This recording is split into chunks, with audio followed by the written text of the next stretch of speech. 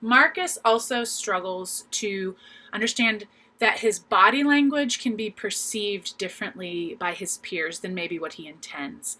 He will often in PE ask to join, but he turns his body away so that his peers don't quite know how to read or understand what he's asking.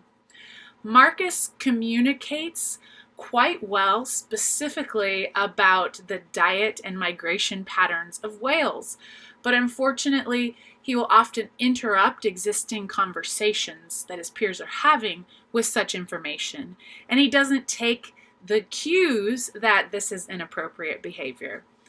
We have tried in my classroom to work on the skills that would be necessary to mitigate such issues with social relationships and talked through bullying, etc. But it doesn't seem to be applicable in the moment in those certain situations. For example, Marcus had an eraser of a peer that he took and he used, and he couldn't understand why the peer was upset that he took the eraser and used it. But Marcus could explain clearly why stealing is wrong. So there seems to be a little bit of a disconnect there for Marcus.